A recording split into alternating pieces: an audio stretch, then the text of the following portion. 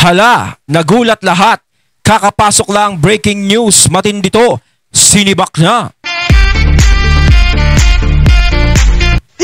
Ayan, syempre itong balitang ating matutunghayan ngayon ay nagmula kay Pinas News Portal. At ito po ang inyong lingkod na si BT na magbibigay ng reaksyon at komento dito sa video na ating matutunghayan ngayon. At huwag na natin pagtagalin at sabay-sabay na nating panoorin ang laman ng video na hatid sa atin ni Pinas News Portal at bibigyan natin ng reaksyon ang balitang ito. Pasok! Bigyan natin ng reaction, opinion itong video posted by Net25 News. Ayun, syempre bago natin simulan ng video ito, nice ko nga pala magbigay ng credits dito sa boses na madidinig natin ngayon at bibigyan ng reaksyon. Walang iba kundi si General Macanas. Syempre huwag niyong kalimutang suportahan ang channel ni General Macanas. Mga katunay, pakibisita po yan. At huwag niyong kalimutang mag-subscribe at mag-follow para maging updated po kayo sa mga vlogs, reactions at sa mga balita na hinahatid sa atin ni General Macanas. Ayan yung The General's Viewpoint, mga katunay. Ipagpatuloy natin. And information. Sinare nila ang video ng Pangulo na nagre-report sa taong bayan. Napapansin ko halos araw-araw na siyang nagre-report. Siya nang biglang naging reporter ang Pangulo at ang kanyang palace press officer, ano ba? Hindi niya na kailangan, nasibak na ba? Pansin ko nga, lagi na siyang lumalabas ngayon. Parang hindi katulad dati, di ba? Hindi siya masyadong nagpapa-expose ngayon, parang masipag na siyang magpa-expose ngayon. Lagi na siyang may update sa taong bayan. Dati si Claire Castro lang nag-announce nito eh. Ngayon, Pangulo naman mismo. Oh, wala na. Parang wala ng papel si Mami Claire. Pwede mo na sibakin. Wala na siyang papel. Hindi kasi 'di ba, dati kasi hindi naman siya lumalabas. Si Auntie Claire ang talagang nagpaparating kung ano ang sinasabi niya daw. 'Di ba? Ngayon, parang syempre, mismong si ano na ang lumalabas, nawawala na ng trabaho si Auntie Claire. Nakakabigla. Ito ang report niya tungkol sa mga warrant of arrest, ilan na yung na-aresto, ilan pang at large, at parang nakikiusap siya, nagmasusumamo na kay Saldico, sumuko ka na, please. Sa inyo lahat. Muli po ako magre-report sa inyo tungkol sa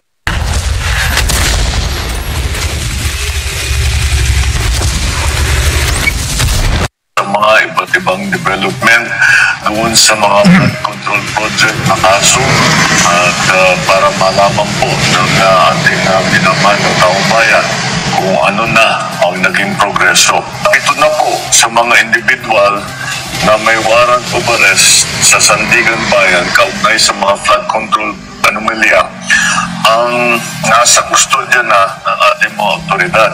Isa naman sa kanila na inaresto ng NBI at alin naman ay voluntaryong sumuko sa CIDG. Meron din dalawang akusado po na nagpahayag na ng intensyon na sumuko at susundin na ang PNP CIDG. Yung isa pong nahuli ng NBI ay natagpuan doon hindi sa kanyang sariling tirahan. Kaya't mananagot din yung mga nagtatago sa kanila.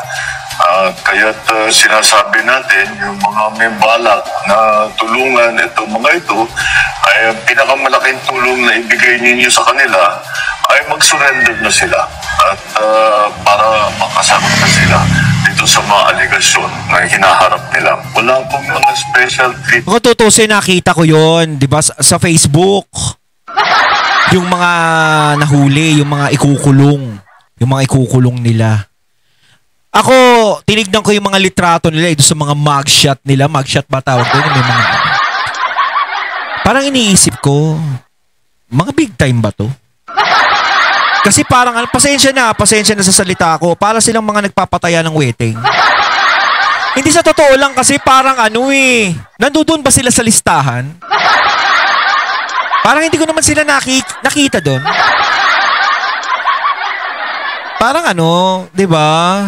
Parang yung mga hinuli nyo ay parang ano laang mga ligaw na damo. Hindi sa totoo lang, 'di ba? Parang bakit ganun yung mga uunahin yung hulihin? Bakit pwede namang hulihin yung, 'di ba? Yung mga ugat. Yun kasi ang kailangan eh. Kasi kung yan lang yung mga huhulihin nyo, yung mga nasa baba, tapos yung mga ugat nabubuhay pa, tutubo lang ng tutubo yung puno. Dadami lang ng dadami pa rin yan. Di ba dapat ang una mong pinuputol yung ugat? Para hindi na tumubo pa. Ibuwal mo na yung ugat. Pag bumagsak yung puno, madali nang baliin yung mga sanga. Di ba may ganon? Kasi yung mga nahuli talaga, parang hindi kami kumbensido. Di ba parang, ano ba naman to? Parang yung mga itsura naman nito. Ito ba yung mga kumikita ng milyones? Mga ano? O baka mamaya, napadaan lang sa kanto yan. Huy, hulihin kita ha? Joke. De, pero syempre, di ba? Parang, sino ba yung mga yun? Di ba? Sino ba yun? Di ba? Kayo mga katunay, convincing ba sa inyo yung mga itsura ng mga yun? Ito mga ito, mananatili sila sa kustodya ng NBI habang inaantay ang utos ng korte. Muli, sa 3 warat at 16 na pangalan, 7 na ang hawak ng ating otoridad. 2 susuko na. 7 ang mananatiling at large at kasama na dyan si Saldico. Saldico. At ang natitirang akusado, Kawawa naman si Saldico. Hindi sa totoo lang, no? Dapat nga maging star witness si Saldico kung tutuusin. Di ba? Kasi nga, syempre, hawak niya yung ganto May mga binubulala siya Kaso siya pa talaga yung makukulong. Wala tayong magagawa bumabangga sa pader si Saldico. Hindi, di ba? Pag mga ganon, kapag merong isang krimen, di ba? Tapos, yung kriminal, kasabwat ng mga nambiktima, tapos na konsensya siya, sumuko siya, parang ano, di ba, handa siyang tumistigo sa nangyari, ginagawa siyang star witness. Eto, siya na yung nagsalita, siya na yung nagpasabog, siya pa yung ikukulong. Kaya minsan siguro iniisip ng mga witness, no, parang nakakatakot naman magsalita ngayon. Di ba? Talagang, kaya nga ako sinasabi ko talagang wala talagang malalaman ng taong bayan talaga. Yung kasagutan ng taong bayan sa mga nangyayari ngayon, sa mga anomalyang nangyayari ngayon, napakalabo talaga nating matuklasan o malaman natin ngayon. Although, sinasabi ni Saldico, meron tayong nalalaman o sa iba pang mga testigo, 'di ba? Pero parang hanggang doon lang 'yon. Sa ngayon, 'di ba? Kasi kaganyan 'Di ba dapat sila mga nasa witness booth? 'Di ba ganun 'yun mga katunay? Correct me if I'm wrong. ang aking payo sa inyo ay sumuko na kayo. Huwag nyo nang antayin. Habul-habulin pa kayo. Mas maganda para sa sitwasyon ninyo na sumuko na kayo para maganda ang inyong pagsagot sa mga aligasyon na dinala sa inyo. Sa mga nagtatanong, Paano naman susuko yan si Saldico? Safe ba yan? Diba? Safe ba yan? tumulong sa pagtatago, tandaan ninyo na kahit pa paano, mananagot din kayo kung kayo ay nagtatago ng isang fugitive from justice. Tuloy-tuloy po ito. Hindi kami titigil, hindi kami hihinto. Maraming salamat po. Magandang araw sa inyo. Ay, nako. So, i-summarize natin ha. Sa naintindihan ko, 16 lahat yung may warrant of arrest. Ito na ang under custody. Kuha na. Ang 6, voluntaryong nag-surrender. Ang isa, talagang nahuli. Sa 7, hawak na ng otoridad. Ang bait ng 6, no? Dalawa, ang nagpadala na ng filler na magsusurrender sila. So magiging siyam kung matuloy Kaya nga yung natatawa, dalawa. alam niyo sa totoo lang natatawa ako sa mga pinupost sa Facebook ng mga ibang kampi dito sa administrasyon. Hindi, di ba? Ako, hindi ko naman natatawa lang ako na, nagawa ba ni Duterte yan na hulihin lahat ng mga korap, lahat ng mga nangungurakot. Tapos, syempre, tinignan ko. Kasi may pinost na mga litrato ng mga mugshot ng mga hinuli, yung ng mga sumuko daw, yung ganyan-ganyan. Nakita ko, sabi ko, ano ba yung mga itsura nito? Diba, ulitin ko, para silang yung mga nagtataya sa waiting. Ako kasi nakikita ko yung nagtataya sa may waiting sa amin. Parang ganun lang. Yung simplihan lang, diba? Parang sabihin mo, ito ba yung nangungulimbat ng milyon-milyon? Diba? Parang napakalayo. Tsaka parang wala naman parang hindi ko naman nadinig mga pangalan nito sa listahan. Ang kailangan kasi namin dito, yung mga nasa listahan. Tignan mo, sama ng tingin sa akin ito nandito sa litrato. Hoy, hindi ka naman kasama sa listahan Takas naman. Ayan nakatingin siya sa akin sama ng tingin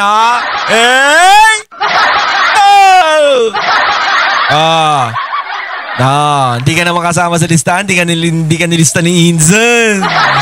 Lakas mo kay Inzan. Tawa na yan. Nakasimangot siya, tatawa na yan.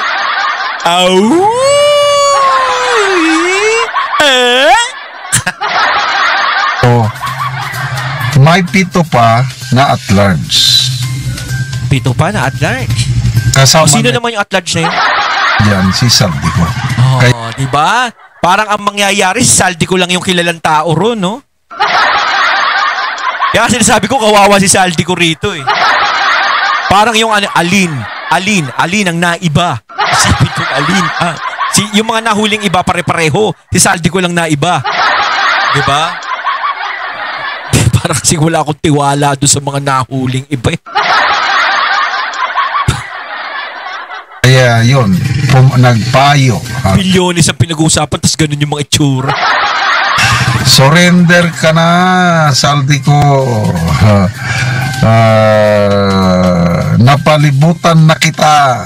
Parang gano'n kung sa sine. Bakasyon na sila ngayon, no? Sabi niya, walang special treatment. Ang sipag na nilang arestuin si Saldico, pasukuin, no? Samantalang dati, nung hindi pa nagsasalita si Saldico, tahimik lang sila, no? Ikaw kasi Saldi, no? Ngayon talagang gustong-gusto na namin mahuli yan. Treatment. I don't know, maniwala ba kayo may special treatment?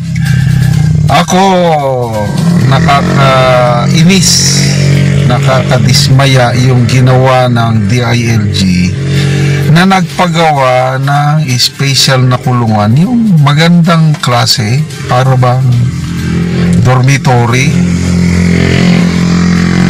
Ano ba? Sinasabi walang special treatment. Ito, bilyones ang ninakaw. Dapat kung ikulong nyo, doon ikulong sa ordinaryong kulungan. Kaya hindi ako naniniwala itong sabi ng Pangulo na walang space. Parang ang nangyayari kasi ngayon, parang ang sarap magnakaw. Kita mo naman para silang nasa boarding house. Ako nakita ko din yung itsura ng kulungan Nakita ko sa Facebook, sa mga bali-balita, 'di ba? Na ang ganda naman ng kulungan nito, napaka-presentable. Ang pinagkaiba lang niya, may mga rehas siya. Pero parang kung ikaw nakatira ka sa isang bahay, parang iisipin mo, pag nahuli ako, gusto ko dito ako ikulong para masarap ang tulog, kain tulog, 'di ba, presentable, malinis. 'Di ba, parang umuupa lang sila sa condominium. Parang pansamantala muna kayong magbakasyon diyan, mga kaibigan. Diyan muna kayong maglokohan. 'Di ba? Tama naman si General Macanas doon. Bilyones ang ninakaw, bilyones ang kinuha. Taong bayan ang inagrabyado, hindi sila dapat diyan. Kasi kung tutuusin, napaka-unfair 'yun sa mga ibang mga nakakulong. Tapos sinasabi nyo walang special treatment. Bakit hindi nyo sila ilagay doon sa city jail? 'Di ba? Bakit hindi nyo sila ilagay doon? O kahit saan mang mga kulungan. Kasi ang sarap naman ng buhay nitong mga to. 'Di ba? Nagpakasasa na nga sila sa pera ng taong bayan, tas pag nahuli sila, nagpapakasasa pa sila sa pera din ng taong bayan. Kasi yung pinangpagawa niyan, pera din ng taong bayan. Parang binigyan sila ng presentableng tulugan. Presentableng lugar. Diba? Nakaka-imbierna. Special treatment. Yun na lang, special na kulungan nga hinanda, that's a special treatment. Okay, so mahuhuli ba nila si Saldico? Kasi ang pagkakaintindi ko, yung 60 na sinasabi, isa lang ang lawmaker dyan. All the rest, either yun pa yung reklamo ng taong bayan. Bakit walang pangalan?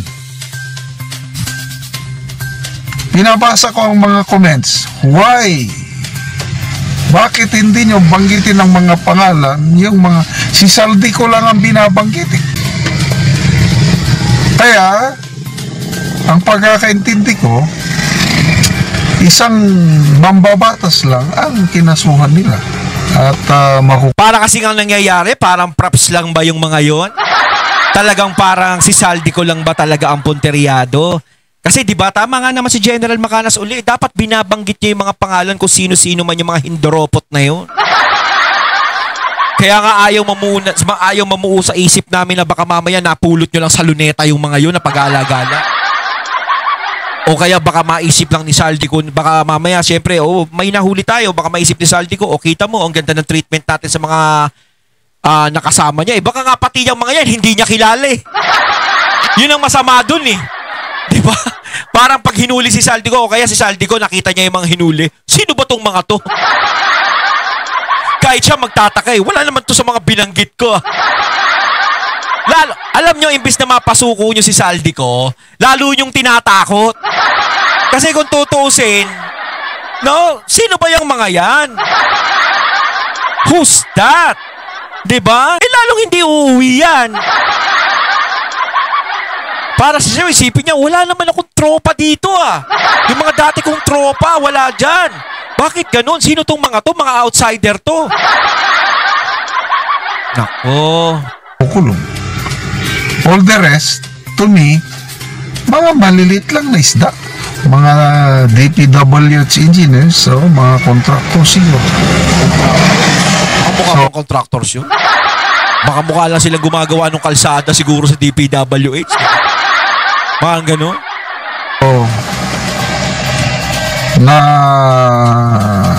Hanggang... Ako kasi nagtataka lang ako, mga katunay, ibalik lang natin. Kasi may naano ako, si Congressman Toby at tayo, love natin yan. Kasi ako natutuwa ako sa ginagawang pagpapatakbo ni Congressman. Although, na medyo nagkakaroon sa kanya ng pukol, na meron tinatapon sa kanyang anomalya ngayon tungkol din sa flood control. Pero may sinabi si Congressman Toby na syempre walang kinalaman si PBBM sa mga nangyayaring ganyan. Kumbaga, ang lagi niyang pinapagalitan dyan si Saldico at si Tambi, na nagagalit daw yung presidente na wala kayong awat sa pagpapayaman. Meron isang vlog ako na dinig na gano'n na sinabi ni Kong Toby na pinapagalitan si Saldico at si Tambi. Parang hindi kayo nagpapaawat sa kakakuha ng pera ng taong bayan. Ito alam na pala nila dati pa. Diba? Alam na pala nila eh. Diba? Dapat dati pa nila inaksyonan, dati pa nila tinanggal, dati pa nila pinakulong yung mga yan. Bakit Bakit hinintay pang magkabistuhan? Bakit pinatagal pa? Bakit hinintay pa yung maging ganito ang sitwasyon? Kung matagal na nilang alam na meron nangyayaring ganyan. Diba mga katunay? Common sense. Diba? Alam mo na eh. Pinapagalitan mo sila eh. Kayo wala kayong pera ng taong bayan, ginagastos nyo, ganito, ganyan. Alam mo na palang may nangyayari dati, bakit hindi natin inaksyonan? Dapat inaksyonan na agad para hindi na lumaki o hindi ka pa nadamay dapat. Diba? Yun ang question ko doon. Doon ako nagtataka. Pinapagalitan na kasi sila eh. Bakit hindi inaksyonan? Tapos Martin Romualdez, nag-announce sila 2 or 3 days ago na sinampahan na nila ng reklamo sa ombudsman, at ang ombudsman naman i-evaluate ang evidences, baka sakaling sampahan din nila ng kaso sa Sandigan Bayan. But sumagot na si Romualdez na wala kayong ebidensya laban sa akin. O syempre. Walang ebidensya sa'yo. Ako, hindi kita pinaparatangan, Tabs, ha?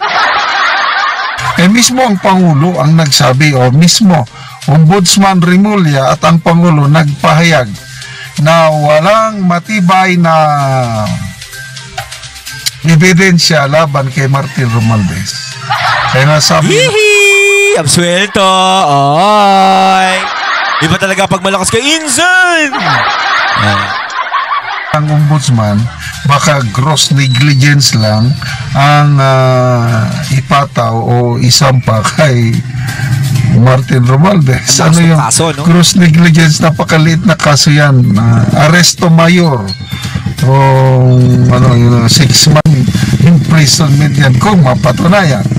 Gross negligence. So, nakakapagtaka, bakit nila sinabi na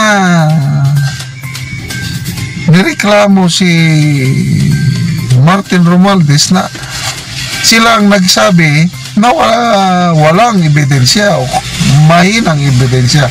Tapos wala na, kasuhan nyo lang ng curfew yan. May pa-negligence pa. Diba yung negligence, yung parang pangungonsinti, parang ganito, na parang hindi pinansin si ginagawa ni Ko, kaya ganito, kaya inang kaso ni Tambi. O, babaan pa! Di mas mababa, curfew na lang. Diba?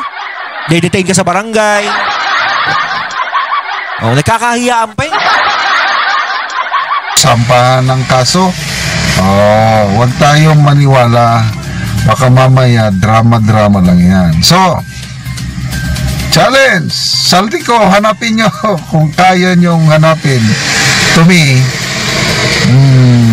tinatawanan lang kayo ngayon ni Saldico kung mahanap niyo siya. Ayun, at ating natunghayan ng video na nagbula kay Pinas News Portal. At syempre natunghayan natin ang boses na yun na binigyan natin ng reaksyon na nagbula kay General Macanas. Kayo mga katunay, anong masasabi nyo tungkol dito? Comment lang po kayo sa comment box. So once again, I'm BT and I'm out. Peace.